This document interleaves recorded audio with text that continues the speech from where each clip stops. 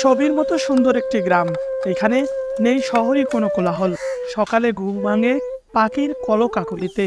সারাদিন এই পাখির শব্দে মুখর হয়ে থাকে গ্রামটি। গ্রামের সহজ সরল মানুষগুলো মিলেমিশে বসবাস করে এখানে। বলছি রংপুরের গঙ্গাচড়া উপজেলার বাগডোহরার চরটির কথা। আজকে আপনাদের নিয়ে যাব এই বাগডোহরা চর, ঘুরে দেখাবো আমি, সঙ্গে রয়েছে নূর মোহাম্মদ। তাহলে চলুন শুরু করা যাক আজকের ভিডিও।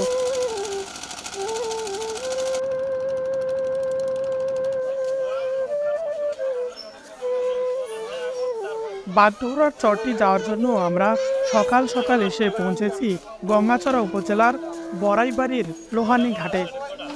আমরা আসার আগেও অনেকে ঘাটটিতে এসে অপেক্ষা করছেন। এখনো বাগডোহরার চর থেকে আসেনি নৌকা। সেই নৌকা এসে পৌঁছালেই তারপরেই এখানকার মানুষজন সেই চরে যাবেন। সেই সময়টুকুকে কাজে লাগানোর জন্য ঘাটের পাশে একটু হেঁটে বেড়ালাম।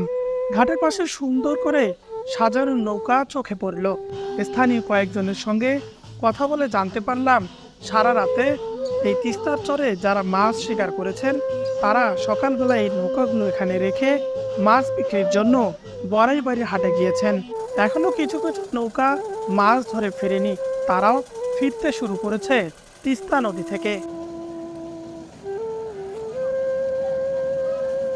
এর কিছুক্ষণ পরেই বাগডোহরার চর থেকে নৌকা এসে ফিরল লোহানী ঘাটে।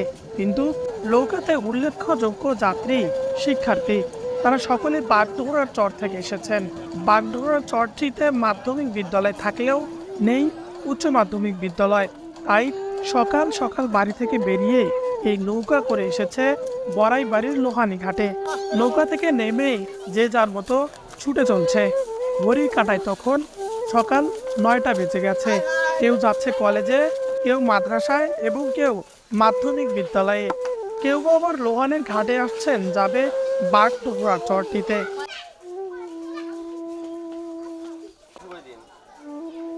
নৌকা খালি হওয়ার পরেই ঘাটে অবস্থান করা সকলেই একে একে উঠে পড়ছেন নৌকায়। উদ্দেশ্য বাগডোহরার চরে যাওয়া। এরপরে ঘাট থেকে ছেড়ে যাওয়ার জন্য প্রস্তুতি নিচ্ছে নৌকাটি। আর এই নৌকার মাঝি মোশাররফ হোসেন, তিনি এই প্রতিকূল আবহাওয়ার মাঝেও প্রতিদিন এই বাগডোহরার চর থেকে মানুষদের নিয়ে আসেন এই বড়াইবাড়ির লোহানী ঘাটে। আর যখনই আমাদের নৌকা চরের দিকে রওনা হলো তখনই ওই দূরের ওই নারী উঠতে পারেনি নৌকায়। এই ঘাটে একবার নৌকায় উঠতে না পারলে অপেক্ষা করতে হবে 2 থেকে 2.5 ঘন্টা পর্যন্ত। ওই নারীর সঙ্গে যুক্ত হলো আরো একজন। তাদেরকে নৌকায় তোলার জন্য নৌকাটিকে আবার ঘাটে ফেরানোর চেষ্টা, কিন্তু নদীর স্রোতের কারণে সহজেই ঘাটে ফেরানো যাচ্ছে না নৌকাটি। তাদের দুজনকে যে নিয়ে যেতেই হবে ওপারে। তাই অনেক কষ্টের পর নৌকাটিকে ঘাটের কাছে ফেরালেন মাঝি মোশাররফ হোসেন। উঠে পড়ল তারা দুজন। এরপরে নৌকা ছুটে চলল বাগডোহরার চরের দিকে।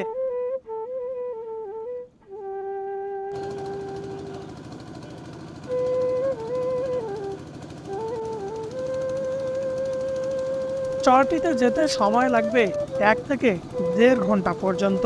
যদি মাঝ নদীতে চরের নৌকা আটকে তাহলে সময় লাগবে আরো বেশি।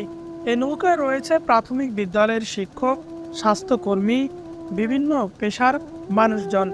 কেউ গিয়েছিলেন শহরে কাজে, কেউ এসেছিলেন উপজেলার কাজে। এখন সকলেই যাচ্ছে নিজ নিজ গন্তব্যে। এই চলার পথে নৌকায় 2জন স্বাস্থ্যকর্মীর সঙ্গে কথা হলো আমার। তারা বলছেন এই চরের স্বাস্থ্য সেবা দিতে তাদেরকে প্রতিদিন সকাল 7টায় এই ঘাটে এসে উপস্থিত হতে হয়। এরপর এই দুর্গম নদী পাড়ি দিয়ে হেঁটে হেঁটে যেতে হবে চর। তারপরেই পৌঁছবেন তারা বাগডোহরার চরে। কমিউনিটি ক্লিনিক রয়েছে, সেখানেই প্রাথমিক স্বাস্থ্য সেবা দিয়ে থাকেন এই স্বাস্থ্যকর্মীরা, এবং তাদের ফিরে আসতেও পোহাতে হয় অনেক দুর্ভোগ। ওই যে দূরে দেখা যাচ্ছে ওটি কিন্তু বাগডোহরার চর। সেই চরে যেতে সময় লাগবে আরও ঘন্টাখানেক। এর মধ্যেই ওই নৌকায় থাকা আরও কয়েকজনের সঙ্গে কথা হলো আমার। তারা বলছিলেন এই তিস্তা নদীর আগ্রাসনের কথা। অনেকে নিঃস্ব হয়েছেন এই তিস্তায়। একজন বলল যে আমরা যে জায়গাটা দিয়ে যাচ্ছি এটি আগে ছিল জনপদ, ছিল ঘর বাড়ি মসজিদ মাদ্রাসা সহ হাট বাজার সেটি এখন বিলীন হয়ে গেছে তিস্তা নদীর মাঝে। চোখে পড়লো আরেকটি নৌকা। সেই নৌকাটিতে করে বাগডোগরার চর থেকে যাচ্ছে অন্য আরেকটি চরে। বাগডোগরা চরে নৌকায় যেতে যেতে নদীর পাশ দিয়ে নয়নাভিরাম দৃশ্য চোখে ধরা পড়ে। নদীর পাড়ে বাঁধা রয়েছে মাছ ধরার নৌকা। অনেকেই নদীর পাশ ঘেঁষে রয়েছে বাড়ি। চিন্তায় রয়েছে বর্ষায় এই বাড়ি থাকবে কিনা। বাড়ির পাশের ঘাটে বাঁধা নৌকা, এই নৌকা দিয়েই তারা করেন বিভিন্ন স্থানে যাতায়াত। নয়নাভিরামে দৃশ্য দেখতে দেখতে পৌঁছে গেলাম বাগডোগরার চরে। ঘাটে নৌকা ভেড়ার সঙ্গে সঙ্গেই যে যার মতো ছুটতে শুরু করেছে। এ সময় মাঝি মোশাররফ হোসেনের সঙ্গে কথা হয়। তিনি বলেন, এই ঘাট আজ এখানে তো কাল ওখানে। সকালে এক জায়গায় থাকলে এই ঘাটটি বিকেলে অন্য জায়গায় তৈরি করতে হয়। তিস্তা নদীর পানি অনেক সময় নেমে যায়, আবার অনেক সময় ভরে ওঠে। এই কারণেই অনেক প্রতিকূলতার মাঝে এই নৌকা দিয়ে এই চরের মানুষকে পারাপার করতে হয়। নৌকা থেকে নেমে সকলে ছুটছে যে যার মতো। যাতায়াতের কোনো ব্যবস্থা না থাকায় পায়ে হেঁটেই চলছে নিজ নিজ গন্তব্যে। আজকে এ পর্যন্তই। বাগডোগরা চরের গ্রামের অংশটুকু তুলে ধরব পরের অংশে। আমার চ্যানেলটিতে সাবস্ক্রাইব করে আমার সঙ্গেই থাকবেন।